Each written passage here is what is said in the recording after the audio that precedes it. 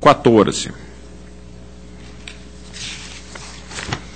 Deixo a palavra livre, não havendo quem queira fazer uso, concedo a palavra ao conselheiro Artagão de Matos Leão para o relato de sua pauta. Senhor presidente, demais integrantes do plenário, inicio a pauta com prestação de contas municipal 227531/08, Consórcio Intergestores Paraná Saúde, relativas ao exercício de 2007, que foram encaminhados pelo seu presidente, senhor Carlos Roberto Kalkman Sete. A Diretoria de Contas Municipais, após análise das justificativas, inclusive em sede de contraditória, emitiu a instrução pela regularidade das contas do consórcio, ressalvando a utilização de dotações de fontes vinculadas como recursos para abertura de créditos adicionais, e teceu recomendações, no sentido de que, quando houver a necessidade de abertura de crédito adicional especial, matéria seja submetida à apreciação e aprovação do Conselho. Por fim, sugere a aplicação de multa ao senhor Roderjan Luiz Inforzato, gestor responsável à época, de acordo com 87.3b da Lei 113, em razão do não cumprimento do prazo estabelecido na Instrução Normativa 21, para entrega do 6º bimestre da prestação de contas. O Ministério Público também opina pela regularidade com ressalva. A nossa proposta, acompanhando a instrução, que essa Corte julgue pela regularidade das contas, de responsabilidade de seu presidente, Antônio Carlos Figueiredo Nardi, gestor de 1º de janeiro de 2007 a 28 de 3 de 2007, do senhor Roderjan Luiz Inforzato, gestor no período de 29 de 3 do 7 a 31 de 12 do 7. Faço ainda recomendações e proponho a aplicação de multa ao gestor responsável, senhor Roderjan Luiz Inforzato, do 87.3b da Lei Complementar 113. Relatório e voto. Está em discussão. Votação. Aprovado. 65503812 é um procedimento instaurado para expedição de alerta ao município de Quedas do Iguaçu, que eu acompanho a instrução do processo pelo encerramento do feito. Em discussão, votação, aprovado. 721375, também alerta do município de Barbosa Ferraz, também acompanho a instrução, proponho o encerramento do feito. Em discussão, votação, aprovado. Prestação de contas de transferência voluntária em razão de repasse efetuado pelo município de Marechal Cândido Rondon à Associação Educacional Sagrado Coração de Jesus, daquele município, por meio do termo de convênio 1210, no valor de R$10.000, visando o apoio ao desenvolvimento físico e social através da ginástica rítmica. A Diretoria de Análise de Transferência opina pela irregularidade das contas, por existir insuficiência ou inexistência de comprovação de despesas realizadas pela tomadora. Como consequência, recomenda recolhimento parcial dos recursos no valor de R$1.700. Em razão desses valores terem vindo com recibos comuns. O Ministério Público discorda do posicionamento da unidade técnica, opina pela regularidade das contas, por entender que o convênio observou os preceitos do artigo 26 da Lei da Responsabilidade Fiscal e sua execução se deu de acordo com o plano de trabalho. No nosso voto, nós informamos que, em sede de contraditório, as partes acostaram documentação insatisfatória para comprovar os dispêndios realizados com o custeio de profissional para ministração de aulas a ginastas, através de recibos simples, quando, em verdade, a correta prestação deveria ser por meio do recibo de pagamento autônomo, RPPA. No entanto, não se vislumbra nos autos qualquer outra impropriedade que possa indicar que os recursos não foram aplicados no objeto pactuado. Isto, somado à parte mínima das despesas que foram comprovadas através do recibo simples, indica que, de fato, não se justifica a determinação de devolução parcial dos recursos, cabendo a conversão em ressalva no item. Desta forma, propomos a regularidade da presente prestação de contas, de responsabilidade do senhor Moacir Luiz Froelich, prefeito da concedente, de 1º de janeiro de 2009 a 31 de 12 de 16, e Solano Alcione Tambosi, presidente da tomadora, ressalvando a comprovação de despesas realizadas mediante recibo simples, e determina-se aos responsáveis pela associação e também ao chefe do Poder Executivo que nos futuros ajustes se observe corretamente a lei. E aplico a multa administrativa ao senhor Moacir Luiz Froelich, prefeito da concedente, devidamente atualizada, com base no 87, inciso 4º, alínea G da Lei Complementar 113, em razão da omissão perpetrada na posição de gestor da concedente ao deixar de fiscalizar o presente convênio firmado com a tomadora. Proposta de voto. Em discussão. Votação. Aprovado. Senhor presidente, tem alguns processos que vou relatar em blocos. São transferências voluntárias oriundas do CIT. E vamos propor regularidade com recomendações, conforme já a posição adotada por esta Corte. São eles: 22005513 de Maringá, 28794013 de Ponta Grossa, 28820213 de Ponta Grossa, 33624013 de Rolândia, 40998013 de Ponta Grossa, 42153013 de Ponta Grossa, 422839 de Ponta Grossa, 423185 de Ponta Grossa, 42356813 de Ponta Grossa, 44674613 Ponta Grossa, 771906 Pinhais,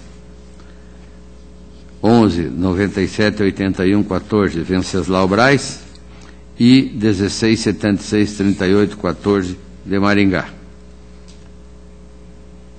Todos são regularidade com recomendação, conforme o tribunal vem adotando. Estão em discussão os votos anunciados pelo conselheiro Artagão. Votação. Aprovados. Tenho prestação de contas anual, processo 2598-5611, do Consórcio Intermunicipal de Saúde do Norte Pioneiro, sede Jacarezinho, relativo ao exercício de 2010, encaminhados por seu presidente, Luiz Carlos Pete dos Santos. Dentro do prazo previsto, a Diretoria de Contas Municipais, após análise das justificativas apresentadas, inclusive em sede de contraditório, emitiu a instrução 31.10.15 pela regularidade das contas. O Ministério Público, no parecer 10.125.15, também recomenda a regularidade, e esta é a proposta do relator. Está em discussão. Votação. Aprovado. 26.32.70, Fundo de Previdência dos Servidores do município de Planalto, relativo ao exercício de 2013, encaminhadas pelo seu presidente, senhor Luiz Carlos Boni. A Diretoria de Contas Municipais após análise das justificativas apresentadas, emite a instrução 273415, concluindo pela irregularidade em razão da falta de credenciamento das instituições para receberem as aplicações e investimentos dos recursos do RPPS, conforme o critério determinado no Acordo 266812 e portaria do Ministério da Previdência. Ministério Público, parecer 76915, opina também pela irregularidade nos exatos termos apontados pela unidade técnica.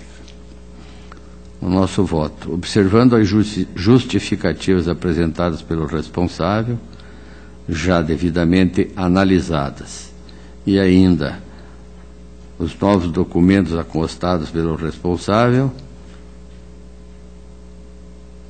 que trazem o atestado de regularidade cadastral da Caixa Econômica Federal, Banco do Brasil, não é Banco, é BB Distribuidora de Títulos e Valores Mobiliários S.A. e Itaú Unibanco S.A., em consonância com o Acordo 2368, entendemos que se permite a conversão do item em ressalva.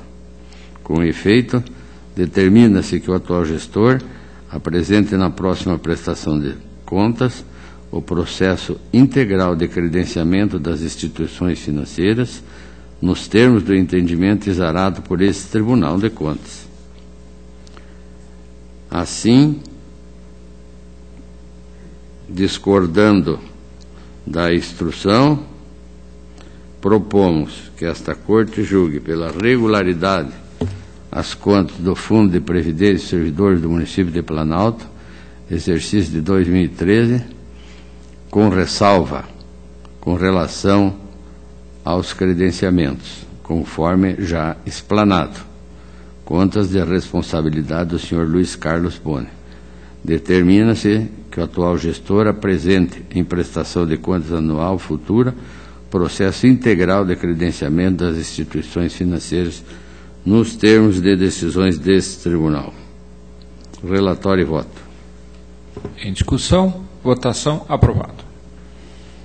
Senhor presidente, eu tenho um último processo, 2755-5414, é da Câmara Municipal de Astorga. Aqui nós temos o mesmo problema que já discutimos em sessão anterior, de que o controlador interno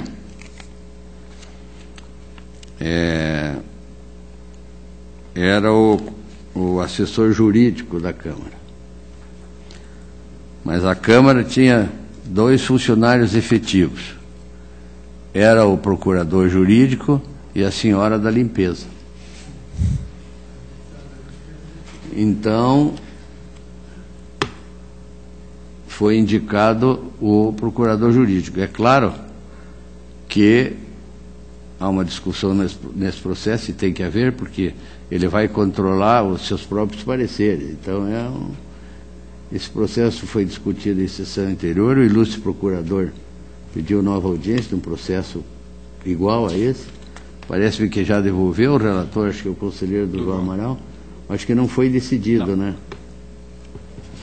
Então, acho que eu vou adiar esse processo, aguardando a decisão. A não ser que o senhor procurador tenha alguma manifestação sobre isso. De qualquer maneira... Com a palavra, então, o doutor Eliseu. Senhor presidente, demais conselheiros, senhores secretários, senhoras e senhores. Bem, a situação daquele processo é muito assemelhada. Este é o problema do princípio da segregação de funções. Isso. E, naquele caso, o município realmente é muito pequeno, né, e talvez até não tenha condições financeiras de ter todos os servidores que seriam necessários para o bom andamento e o funcionamento, no caso ali, do Legislativo. Aqui, nós estamos tratando do município de Astorga, né? O município de Astorga já não é a mesma situação, né? Pelo menos, não sei se o município de Astorga se equivaleria dentro daquelas premissas que pelo menos o conselheiro Durval Amaral lançou inicialmente, né, de ser realmente um pequeno município. E até, conselheiro Artagão, hoje mesmo, vendo uma reportagem sobre os municípios no Brasil, acho que da Gazeta do Povo, se não me falha a memória, trata um perfil dos municípios, e esses micro e pequenos municípios realmente eles têm muitas dificuldades, não só com relação aqui à sua Câmara Legislativa, manter uma estrutura mínima para funcionar, mas também e principalmente com relação às outras circunstâncias que cercam uma gestão pública responsável. Então, praticamente esses municípios eles sobrevivem do fundo de participação. E essa renda que é conferida aos municípios em razão dessas transferências legais obrigatórias, constitucionais inclusive, praticamente 90% são consumidos, né, com folha, se não folha de pagamento, com estruturas que são importantes para a gestão pública, no caso de educação, saúde, segurança, né? De modo que realmente é uma realidade, né, realmente difícil de se contrapor à própria legislação, porque para criar município era fácil, agora há algumas restrições, mas já foi muito fácil criar um município. O problema é manter um município dentro das obrigações que a própria legislação impõe, né? Então, talvez fosse o caso de se aguardar realmente o processo para ser julgado, né, com equanimidade, né? Eu acho que a vossa proposta aí está dentro de um bom senso, né, para se julgar, né, essas contas aí com parcimônia, e quem sabe o tribunal possa vir a ter uma posição diferente, ou pelo menos mais equilibrada com relação a esses tópicos, né? Realmente, neste caso específico, 2 servidores e realmente sem as menores condições de compor um controle interno, né? Um assistente de serviços gerais, né? Não ter a mínima condição. Então, claro, o assessor jurídico, o procurador jurídico da Câmara foi designado para isso. Agora, realmente precisaria ver, quem sabe, se o município não teria condições de se estruturar, né? Se o caso de Astorga é o mesmo de Missal, me parece que o tribunal poderia converter essa irregularidade em ressalva. Mas, eu acho que a proposta de Vossa Excelência está de pleno... O Ministério Público não discorda, né, que haja um julgamento aí adequado a essas contas. Eu acho que Vossa Excelência falou bem, falou corretamente. As dificuldades dos pequenos e até médios municípios são muito grandes, principalmente em momentos em que, sobrevivendo do fundo de participação, se concede, que nem aconteceu no Brasil, liberalidades que influem diretamente na arrecadação do município, né? Se o governo federal libera alguns recolhimentos de impostos, evidentemente que isso afeta o valor do fundo de participação. Muitas vezes até o prefeito faz uma organização de despesas para o ano contando com um determinado valor, e esse valor não chega. Então eu vou pedir, senhor presidente, o adiamento. Então aguardo o conselheiro Durval, e com certeza o caminho desse processo será converter em ressalva e fazer recomendações para que a Câmara se socorra do município, talvez cedendo um funcionário, ou até o próprio controlador do município possa também vir a fazer esse trabalho na Câmara, que não deve ser tão grande esse trabalho também, né? Então, pedindo adiamento, senhor presidente, eu agradeço e dou a minha pauta por encerrada. Esta presidência agradece a participação de Vossa Excelência e concede a palavra ao conselheiro substituto, doutor Sérgio Ricardo Valadares Fonseca. Excelentíssimo senhor presidente, senhor conselheiro, senhor procurador, senhora secretária, senhores servidores, senhoras e senhores, inicio pelo processo 649.601.15, que é o processo de certidão liberatória que solicitei que fosse incluído na pauta. Trata-se de requerimento de emissão de certidão liberatória formulado pelo município de Itaúna do Sul. Os autos foram incluídos em mesa na sessão do Tribunal Pleno do último dia 24 de setembro, tendo em vista a urgência do feito. Digo isso porque a competência seria da Câmara, mas tão logo chegou ao meu gabinete, se não me engano, na própria quinta-feira, solicitei então naquela quinta-feira mesmo. Mediante acórdão 4587-15, pleno, deferiu-se a emissão da certidão. Publicada a decisão no dia 30 e encaminhados os autos à Diretoria-Geral no dia 29, a unidade emitiu o despacho número 166815, peça 17, informando ao relator que, após a decisão, foi detectado um novo impedimento à concessão da certidão. Diante desses fatos, a senhora diretora-geral submeteu então o feito ao relator, a fim de que deliberasse sobre a expedição ou não da certidão. Considerando que a competência originária para análise de processo de certidão liberatória é das câmaras, trago então o feito a este colegiado. E passo então ao voto. Primeiramente, entendo oportuno consignar que na data do julgamento pelo Pleno, o município reunia condições que lhe tornavam apto ao deferimento do pleito. Após a deliberação, a douta diretoria-geral observou o descumprimento da agenda de obrigações no que se refere aos dados do 4º bimestre de 2015 no SINAP, quando, naquele momento, seria emitida a certidão. Conforme se infere dos demonstrativos anexados, as inadimplências dizem respeito à Câmara e ao Fundo de Previdência. Lembrando que a Câmara, pelos critérios do Tribunal, não obstam, o impedimento do Legislativo não obsta o deferimento ao município. Então, mas ocorre que há então uma inadimplência do Fundo de Previdência, que é ligado ao Poder Executivo. Consulta mais recente demonstra que a Câmara, então, alimentou os dados, permanecendo descumprida a agenda pelo Fundo Previdenciário. Senhor presidente, então eu estou aqui adotando a mesma decisão, ou numa situação não exatamente igual, mas semelhante, porque num determinado momento o município reunia as condições e logo em seguida não reunia. Aqui ainda reforçado pelo fato de já haver uma decisão do tribunal.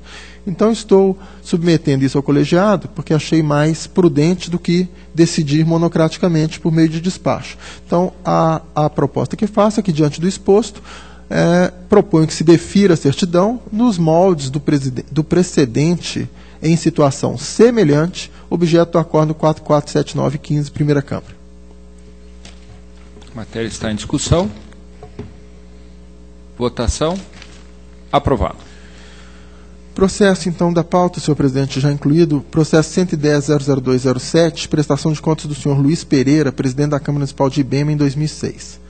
Análise da gestão, realizada a peça 5, conclusivamente após análise das justificativas, a Diretoria de Contas Municipais e o Ministério Público manifestaram de maneira uniforme no sentido que o Tribunal julgasse irregulares as contas em razão de recebimento acima do valor devido pelos agentes políticos. No caso, senhor presidente, foram 22 sessões extraordinárias que nós glosamos, então. Ainda pelo acórdão 266811, com retificação posterior, porque havia sido o nome do responsável indicado incorretamente. Então, conforme o acórdão 266811 da primeira Câmara, foram considerados indevidos os pagamentos de 22 sessões, sendo determinado pelo Tribunal, na mesma decisão, que todos os vereadores apresentassem justificativas, recolhessem os débitos ou demonstrassem o parcelamento conforme eventual lei municipal. O responsável, então, apresentou documentos que comprovavam que todos os vereadores reconheceram o débito e solicitaram o parcelamento das dívidas em 30 meses, conforme legislação municipal. Considerando que todos os vereadores confessaram as dívidas e assumiram o compromisso de efetuar o pagamento, os valores foram inscritos em dívida, e que os valores foram inscritos em dívida ativa, foi determinado mediante acórdão 266811 que o senhor Luiz Pereira, presidente, comprovasse a quitação do parcelamento da dívida individual de cada vereador. Em atendimento a essa determinação, o responsável encaminhou as certidões emitidas pelo município, em nome dos vereadores responsáveis pelo parcelamento. Verifica-se que, dos 9 vereadores, atualmente, pelo último quadro, 4 haviam quitado integralmente o débito. E os outros 5, estavam na seguinte situação. Um deles, o senhor Ronaldo a Rossi, execução fiscal, faltam pagar 8 parcelas das fracionadas, no total de R$ 2.190. O senhor José Ribeiro de Bonfim, faltou pagar também 8 parcelas, R$ 3.397.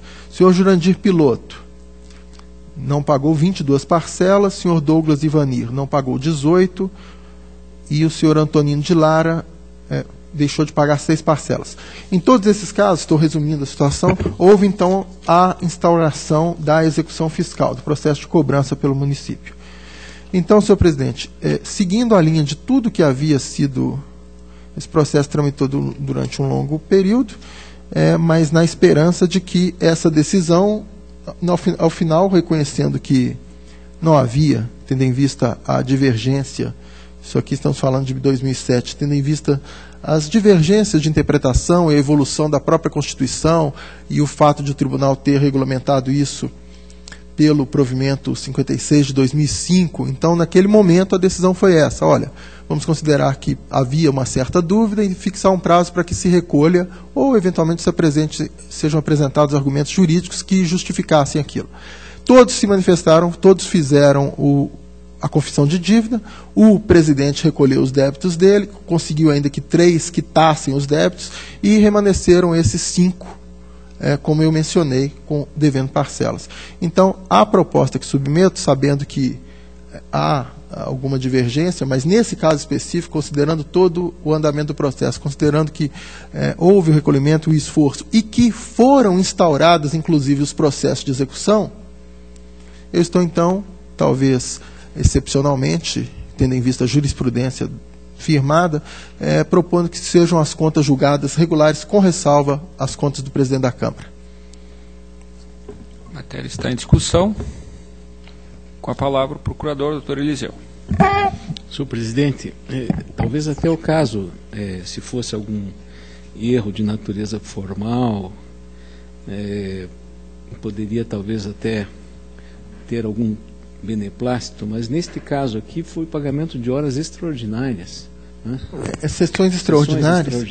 E havia uma discussão, se Vossa Excelência me permite, nós tratamos isso no provimento 56, entre sessão legislativa ordinária e extraordinária, e sessões excepcionalmente realizadas.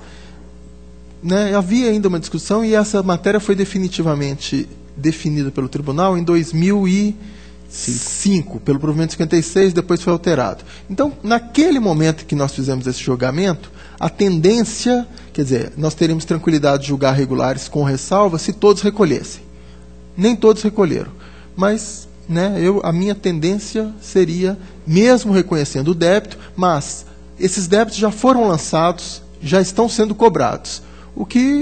Ou, se nós mantivermos a irregularidade, né, a condenação do ordenador de despesa, aqui, no atual estágio do tribunal, do processo, os outros vereadores não constaram como responsáveis, não constam do cabeçalho do processo como responsáveis, eles não foram citados pelo tribunal, houve um acordo do presidente com os outros vereadores, todos eles confessaram a dívida. Então, o que nós teríamos? A condenação à irregularidade das contas do presidente da Câmara e, na outra alternativa, e a condenação solidária dele como ordenador de despesa com os outros beneficiários do pagamento. Seria essa a outra opção. Ou a opção que eu estou considerando razoável, neste caso, considerando que foram adotadas medidas razoáveis para reaver o dinheiro, não é?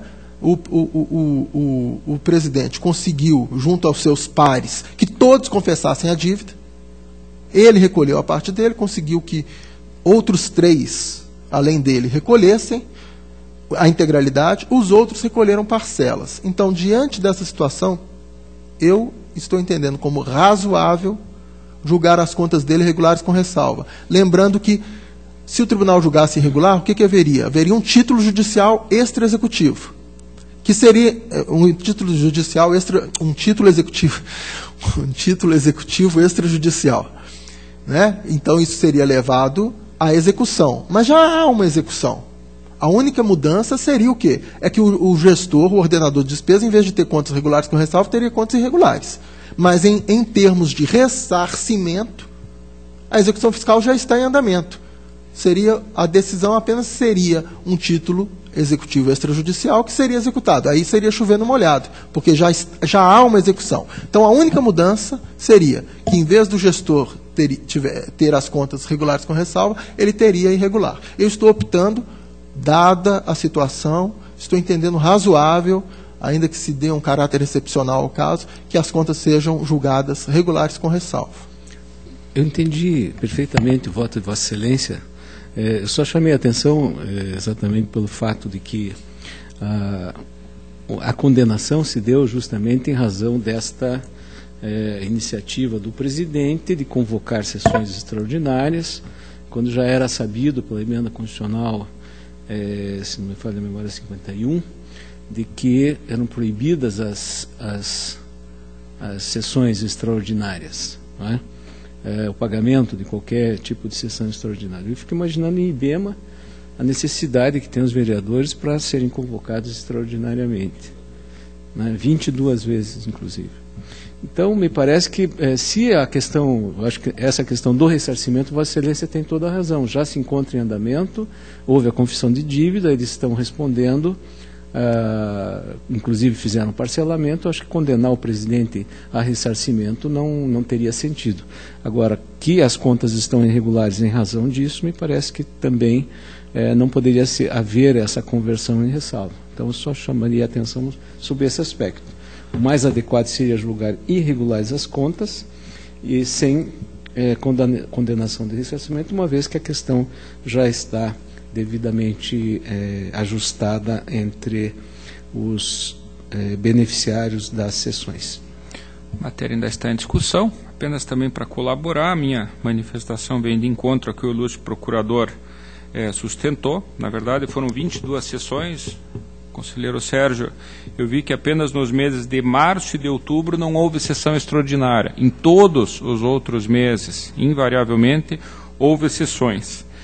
A emenda constitucional proibia, de fato, e eu tenho uma divergência com Vossa Excelência, que eu entendo que o presidente, por força do nosso prejulgado e na condição de ordenador da despesa, presidente da Câmara, ele é responsável pelo total da dívida. Então, eu não sei se a execução que está em curso, pelo que eu entendi, baseada na confissão de dívida, se ela contempla o presidente como responsável solidariamente. E há um prejulgado desse tribunal que define que a responsabilidade do presidente perante o tribunal, do presidente da Câmara, somente se exime com o recolhimento integral de todos os valores. Então, eu insistiria na irregularidade das contas e ainda na condenação solidária do prefeito junto com os demais vereadores. É lógico que não é o caso de se ajuizar uma outra execução, não sei se é possível, de alguma forma, a Procuradoria do Município teria que analisar essa execução, como é que foi feita, porque eu confesso que é a primeira vez que eu vejo um processo de execução sendo levado a efeito sem a decisão do tribunal, que normalmente é a condição, inclusive, para a emissão da certidão de débito. Mas, de qualquer forma, independente desses fatos extra-autos que se passaram, me parece que a irregularidade das contas, com a condenação solidária do presidente, juntamente com os vereadores inadimplentes, é o que manda o nosso prejulgado. Mas a matéria ainda está em discussão. Com a palavra, o conselheiro Artagão. Senhor presidente, eu acho que tanto o procurador como Vossa Excelência se manifestaram de forma correta numa regra geral, né? O gestor é responsável, sim, pelos atos todos que são tomados na sua entidade. Mas eu vejo que nesse processo existe uma diferenciação, porque mesmo não tendo decisão do tribunal, o presidente tomou as providências, porque naquela época se discutia um pouco essa matéria. O tribunal não tinha uma definição. Eu me lembro de decisões que foram individualizados os vereadores, outras decisões que nós responsabilizamos apenas o gestor, o ordenador da despesa, sem responsabilizarmos os demais.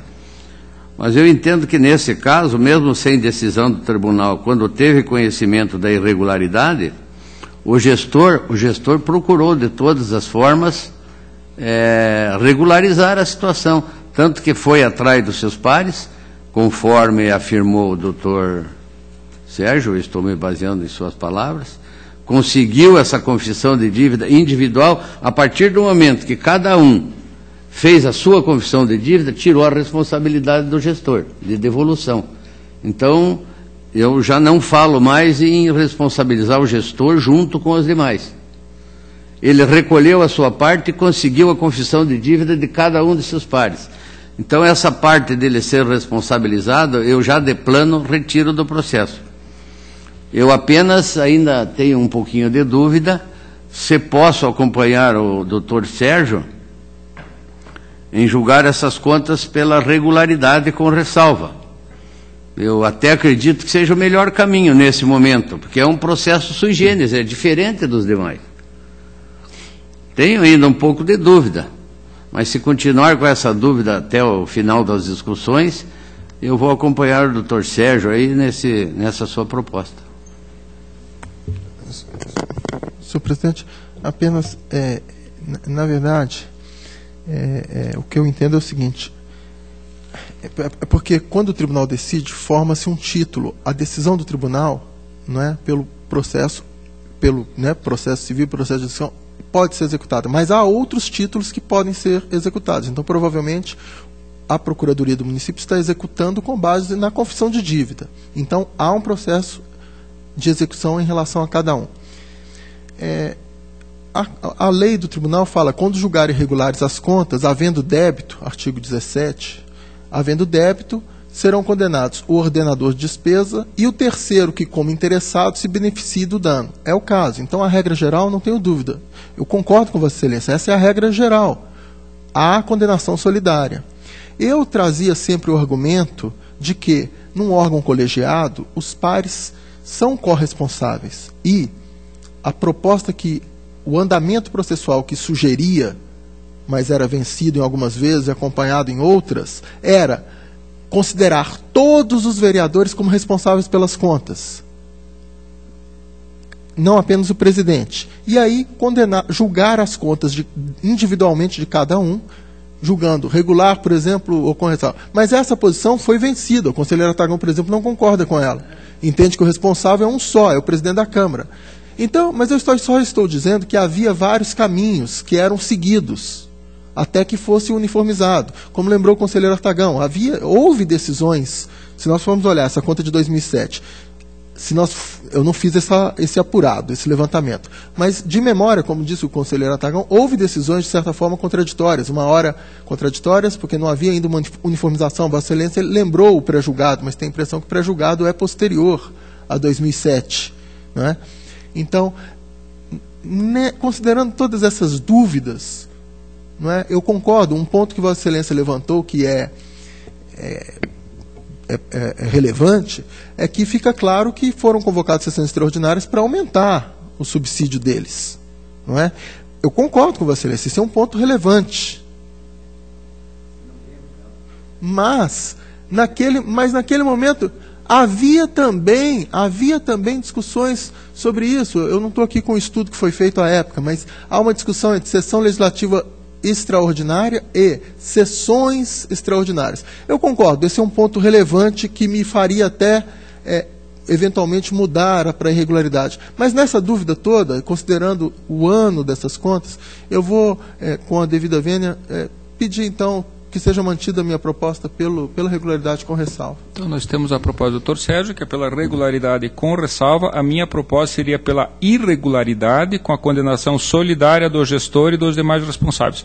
Consulta o doutor Artagão, se pretende apresentar uma terceira proposta ou aderir à proposta do doutor Sérgio. Então, por 2-1, aprovada a proposta do relator, apenas eu peço para que conste da ata a minha divergência, e eu até pedindo vênia ao doutor Sérgio, eu vou até encaminhar umas razões até de voto para instruir, no caso na eventualidade de haver algum recurso.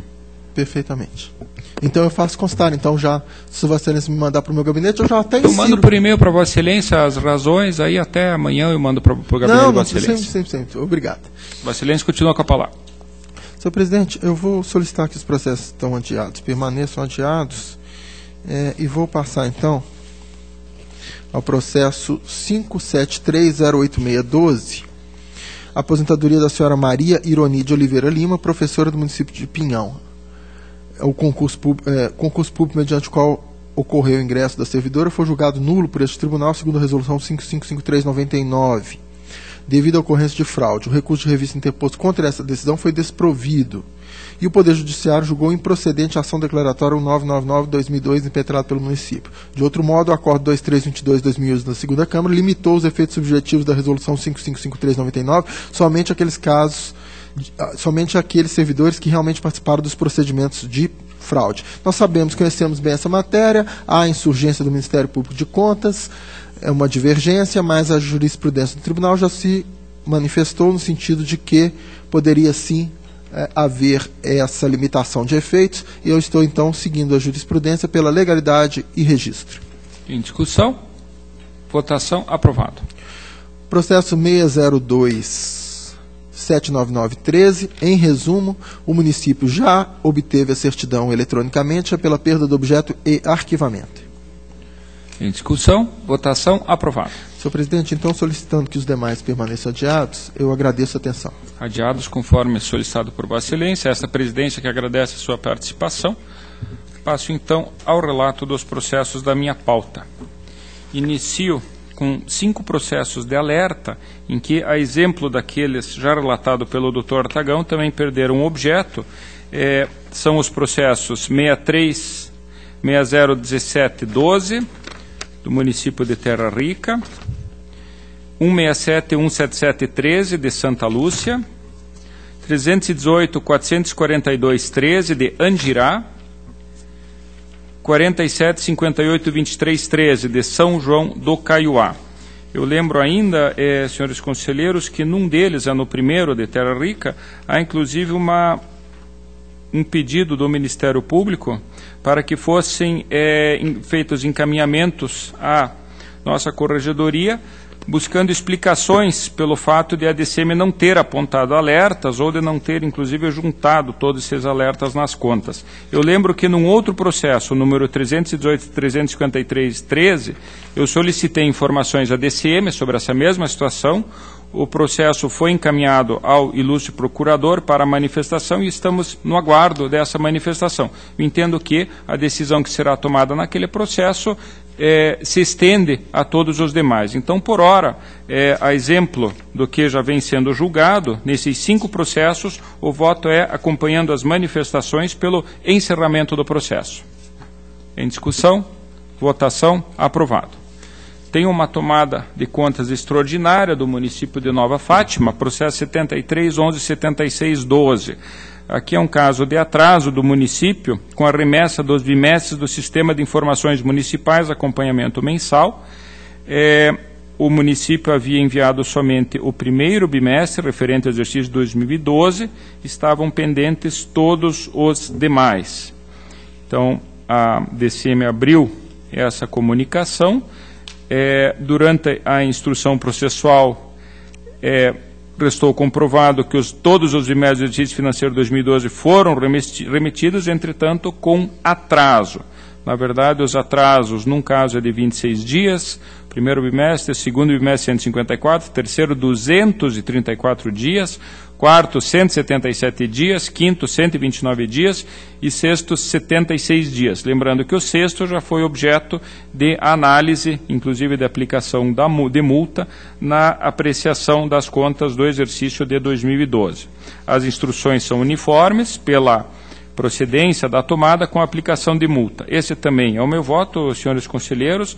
Nesse caso aqui, eu entendo que não é possível a aglutinação de uma multa só, porque foram, na verdade, sucessivos exercícios em que houve esse inadimplemento, inclusive dificultando a ação do tribunal e com um atraso bastante significativo.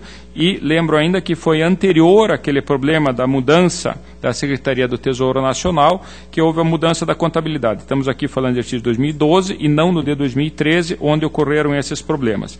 Então, o meu voto em conformidade com as manifestações, pela procedência da tomada, mas com a regularidade com ressalva das contas, uma vez que atraso não é motivo de irregularidade, mas com aplicação da multa do artigo 87, inciso 3º, linha B, por 5 vezes contra o gestor, senhor Nilson Xavier.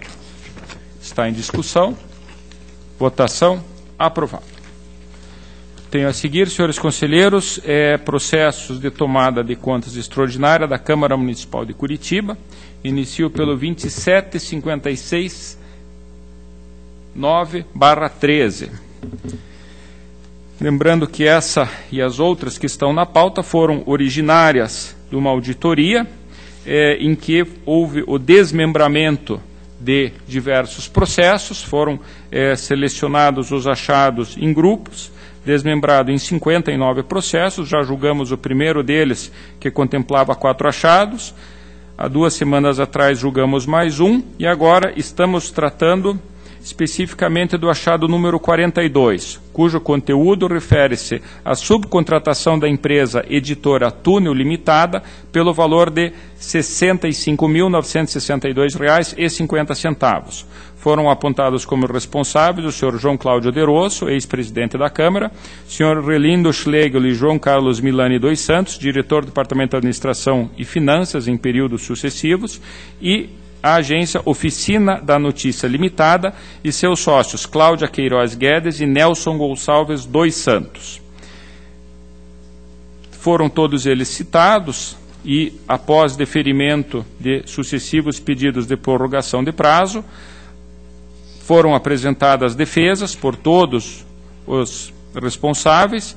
A DCM conclui pela irregularidade das contas com aplicação de sanções e o Ministério Público seguiu essa mesma orientação. Na verdade, são todos processos bastante semelhantes.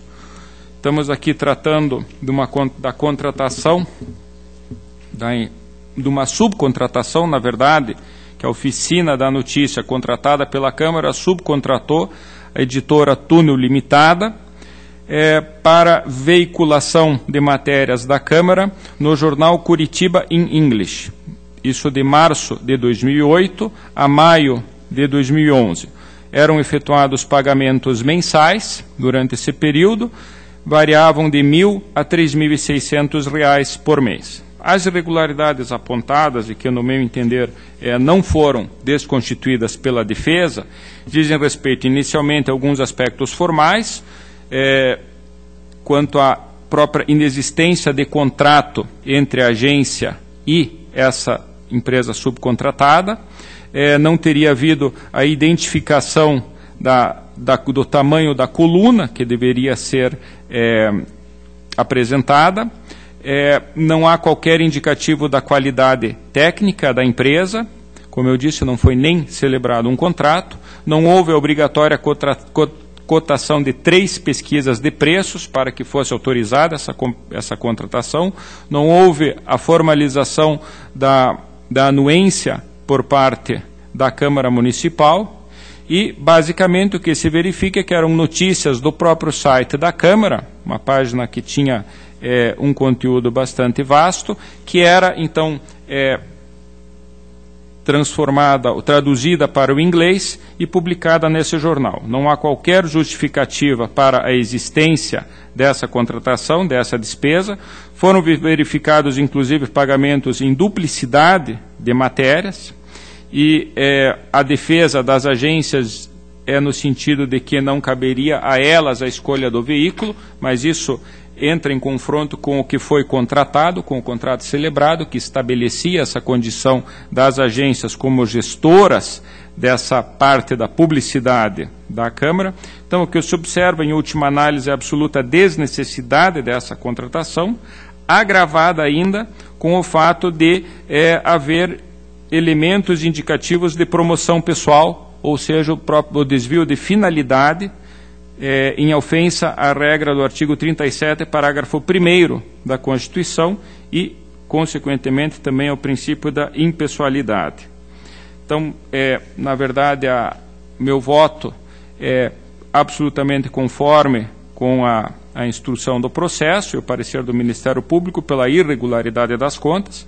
A única divergência, senhores conselheiros, a exemplo de um processo anterior, é que eu retiro da condenação à devolução de valores o senhor Relindo Schlegel e José Milani, que ocupavam o cargo de diretor administrativo, entendendo que, do ponto de vista formal, a operação de pagamento não cabia a eles verificar a efetividade do serviço prestado. Caberia, sim, ao gestor, ao senhor João Cláudio de Rosso, que além de ordenador da despesa, como presidente da Câmara, era também expressamente designado o fiscal do contrato, celebrado com a empresa de publicidade, bem como a própria empresa de publicidade e seus sócios, aí utilizando a figura da desconstituição da pessoa jurídica, que tem amplo respaldo na jurisprudência desse tribunal, para aplicar a sanção de devolução de valores. Eu ainda aplico,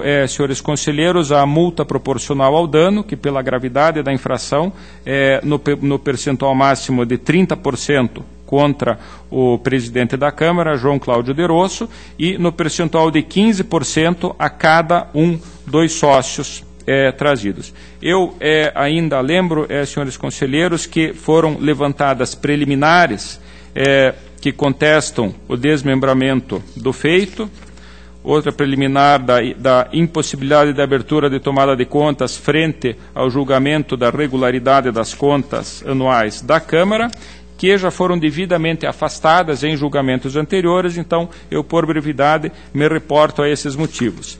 Consta ainda do voto, senhores conselheiros, a aplicação das multas do artigo 87, inciso 4G, individualmente ao senhor João Cláudio de Rosso, a senhora Cláudia Queiroz Guedes e o senhor Nelson Gonçalves dos Santos, por infração ao próprio contrato e, por via de consequência, aos artigos 66 e 67 da Lei de Licitações, e ainda ao senhor Relindo Schlegel e José Milani, essa mesma multa, pelo fato de que os pagamentos foram feitos de maneira antecipada. O envio da nota fiscal com a liquidação pelo presidente da Câmara fiscal do contrato deu-se normalmente em momento posterior ao pagamento, o que, por si só, no meu entender, configura uma irregularidade formal. Então, basicamente, o voto, como eu disse, acompanha em linhas gerais a instrução do processo, com a condenação à devolução de valores, com a aplicação de multas. A condenação é solidária do presidente da Câmara, da empresa, Oficina da Notícia e dos seus sócios, e ainda, como eu disse, a aplicação da multa proporcional ao dano e as multas administrativas elencadas. Ainda medidas, determinações outras sugeridas pela DCM, que dizem respeito à declaração de inidoneidade, tanto das pessoas físicas, senhor João Cláudio de Rosso, Cláudia Queiroz Guedes e Nelson Gonçalves, bem como da empresa, inidoneidade da empresa, Oficina da Notícia, para efeito de impedir de contratar com a administração pública. Então, esse, em síntese, é o voto, senhores conselheiros, que eu submeto, então, à discussão, à deliberação de Vossa Excelência. Em discussão. Votação. Aprovado. O processo seguinte, na verdade, é apenas um esclarecimento. Os 6 processos que estão na pauta, eles têm todos uma mesma, podemos dizer, uma mesma diretriz. Nesse caso do processo 299-79-13, também uma tomada de contas, oriunda da mesma auditoria. Nesse caso é o achado número 64, que refere-se à subcontratação da empresa Jornal Atos e Fotos Limitada, no valor de R$31 mil. Uma parte, nesse caso, foi intermediada pela agência Visão, R$ 5.800, e pela Oficina da Notícia, R$ 25.200. A exemplo do anterior, todos os envolvidos foram citados. Após deferimento dos pedidos de prorrogação de prazo, foram apresentadas as defesas, manifestação conclusiva da unidade técnica e do Ministério Público pela irregularidade com aplicação de sanções. Também, nesse caso, eu afasto preliminares que dizem respeito ao desmembramento do processo, conforme já tratamos, da possibilidade de abertura de tomada de contas, que também foi tratada no processo anterior. Ainda foi questionada a competência constitucional do Tribunal de Contas para analisar recursos públicos recebidos por agências de publicidade. Isso também já foi analisado num processo anterior, o 43.13.73.11, o primeiro processo julgado por esta Câmara envolvendo essa matéria. Então, eu me reportando às razões anteriores, afasto as preliminares suscitadas. No mérito, como eu disse, o caso aqui é bastante semelhante aos anteriores. Não foi verificada a adequação formal da documentação da despesa que foi apresentada, uma vez que não havia contrato com essa empresa, com a Jornal Atos e Fotos, não havia as necessárias atas de liquidação, não foram comprovados a totalidade do serviço, há indicativo no processo de matérias tendentes à promoção pessoal,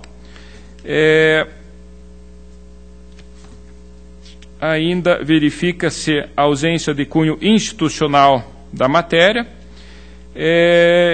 Então, senhores conselheiros, partindo para a conclusão, eu abordo ainda também nesse processo a estrutura da Câmara, que dispunha, conforme a época, de 11 a 14 assessores que poderiam ter feito esse serviço de publicidade.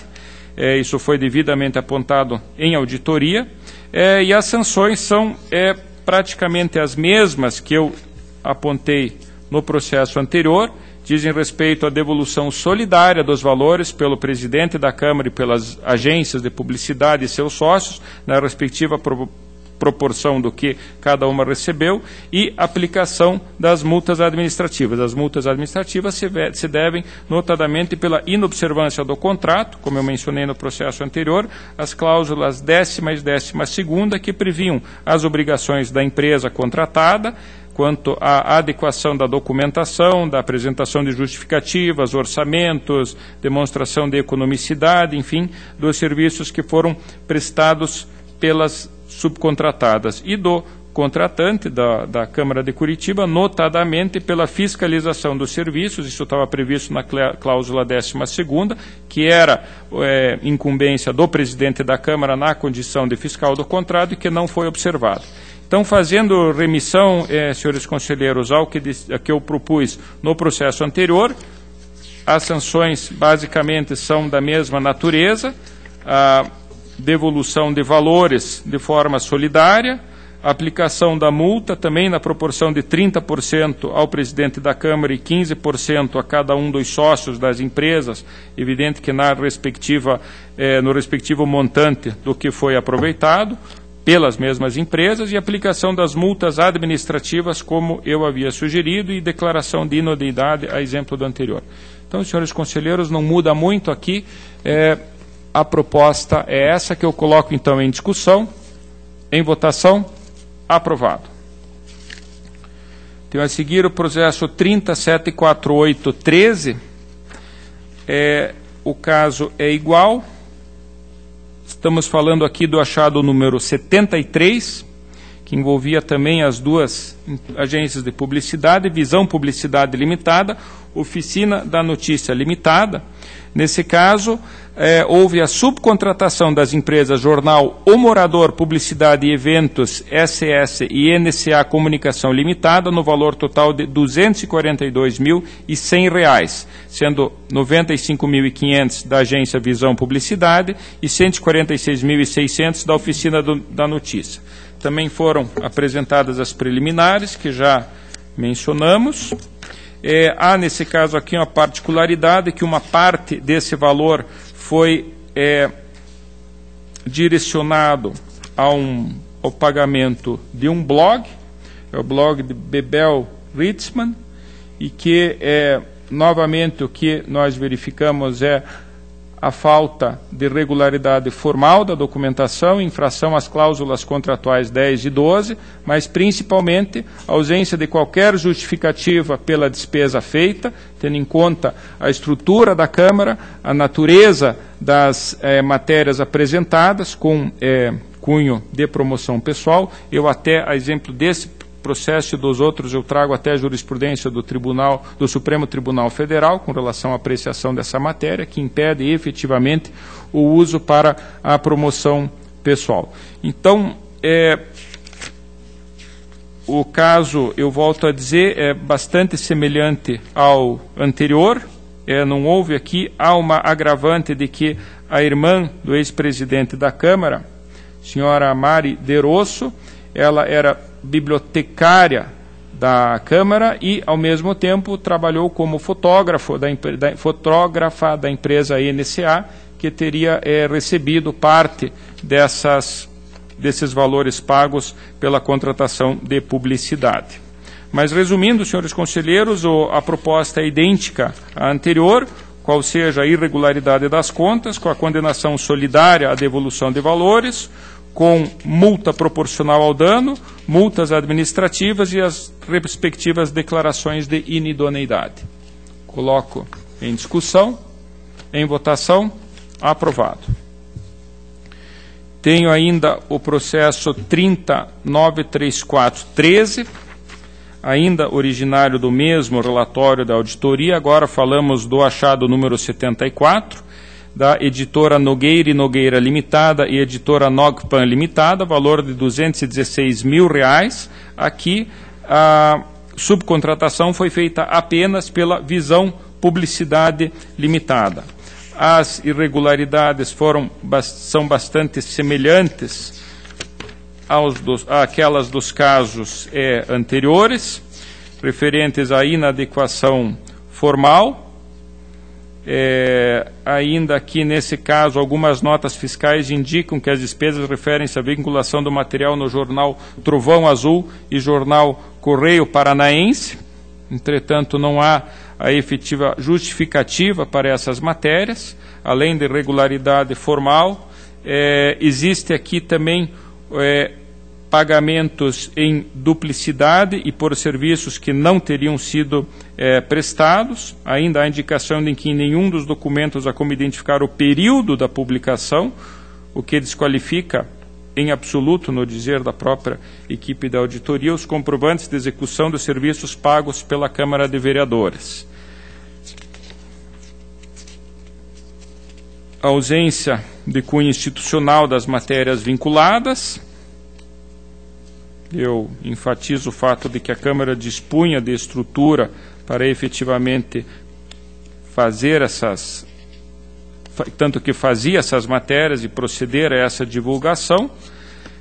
E ao final, então, a conclusão, convergindo com as anteriores, é também pela irregularidade das contas, com a condenação solidária, aplicação de multa proporcional ao dano, multa administrativa e declaração de inidoneidade na forma anteriormente proposta.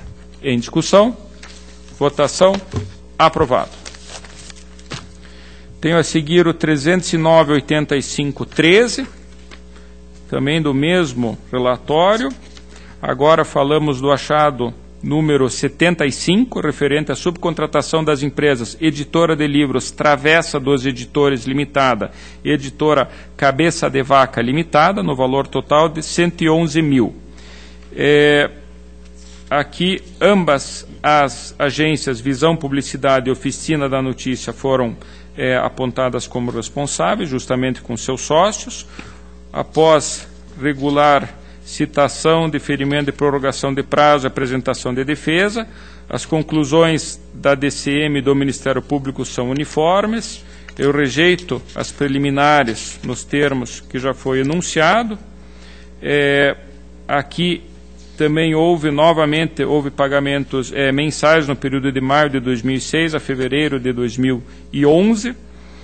A prestação de contas feita pela Oficina da Justiça com somente cópias dos cheques emitidos, ou seja, os cheques emitidos pela agência para pagamento dessas subcontratadas. Não havia contrato, não havia comprovação dos serviços prestados, enfim, a situação absolutamente idêntica às anteriores. Não foram apresentadas justificativas condizentes com a gravidade dos fatos.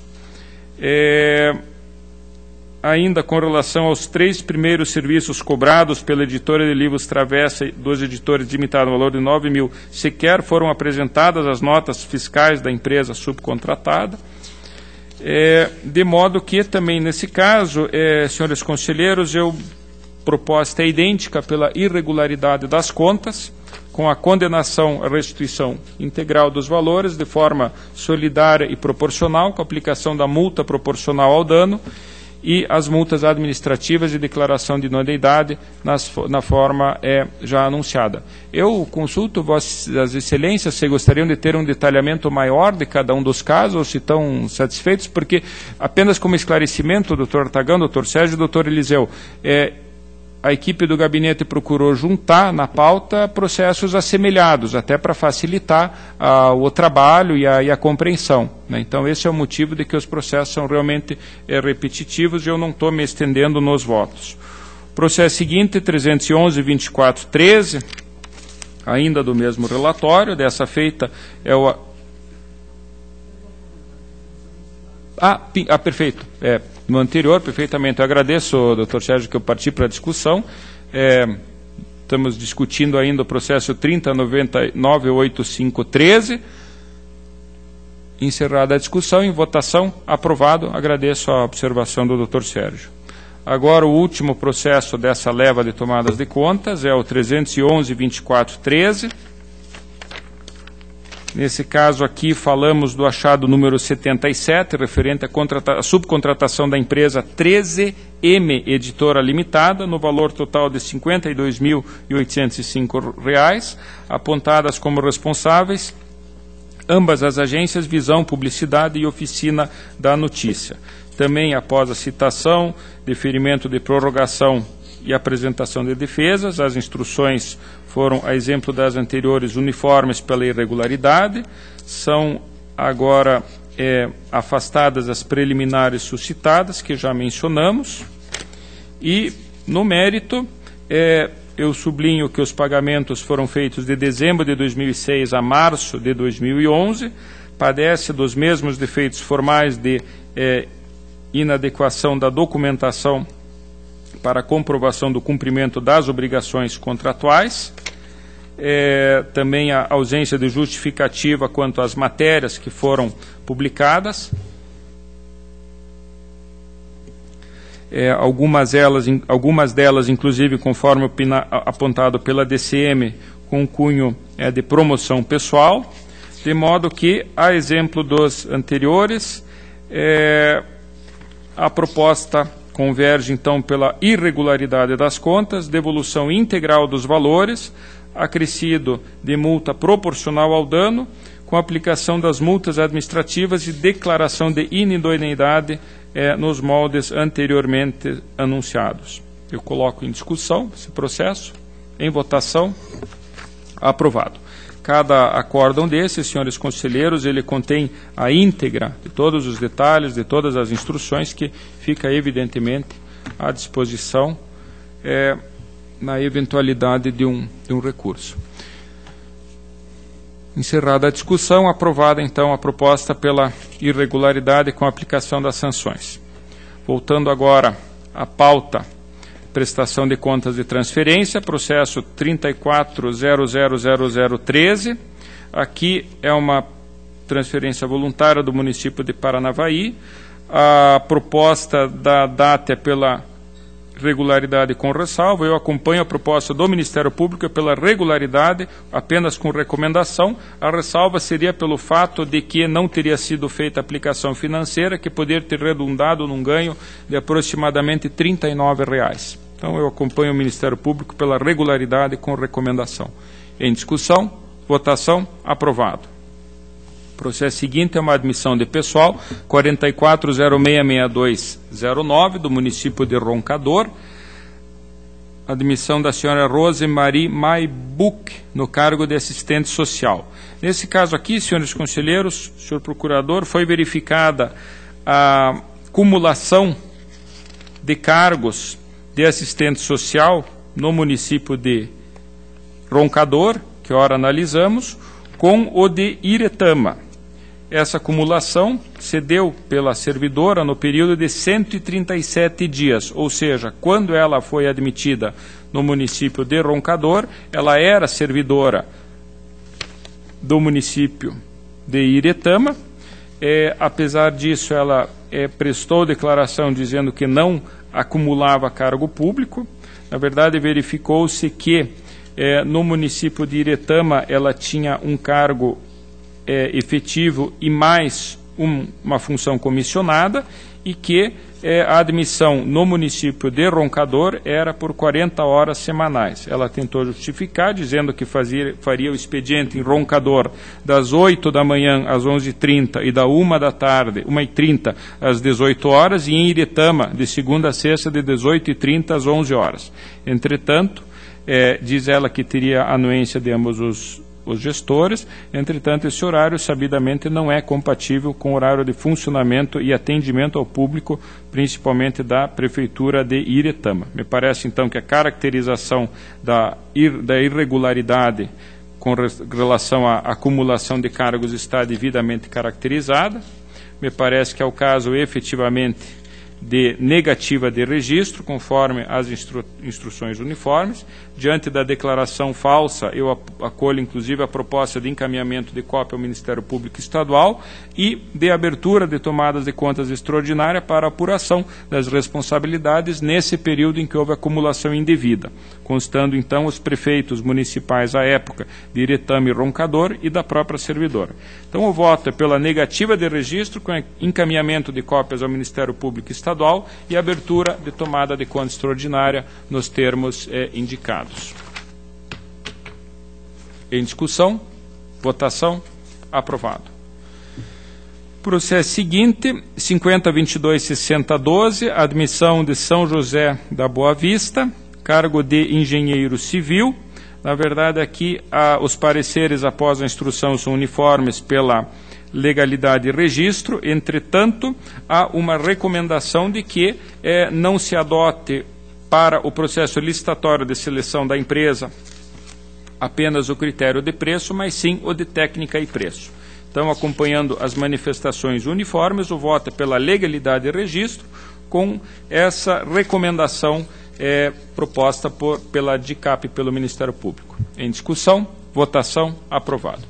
Por último, senhores conselheiros, tenho a prestação de contas anual do Serviço Autônomo de Água e Esgoto de Pitangueiras, processo 272.318.14, responsabilidade dos senhores Jurandir de Souza e Alair Cardoso Santana, ambos do exercício de 2013, em que a instrução da DCM, após o contraditório, pela regularidade com ressalva. Ressalva diz respeito à imputação de débitos ao gestor por danos causados ao erário pelo recolhimento em atraso de contribuições devidas ao INSS e ainda pelo fato de funções técnicas de contabilidade terem sido realizadas de forma contrária ao prejulgado. Diante dos esclarecimentos, as manifestações foram uniformes pela conversão dos itens em ressalva, e esse também é o voto. Então, pela regularidade com ressalva das contas. Está em discussão. Votação, aprovado. Creio que minha pauta se encontra também atendida. Deixo a palavra livre. Não havendo quem queira fazer uso, convoco para o dia 13 de outubro de 2015, terça-feira, às 14 horas, horário regimental, a 36ª sessão ordinária. Levante-se, apresente.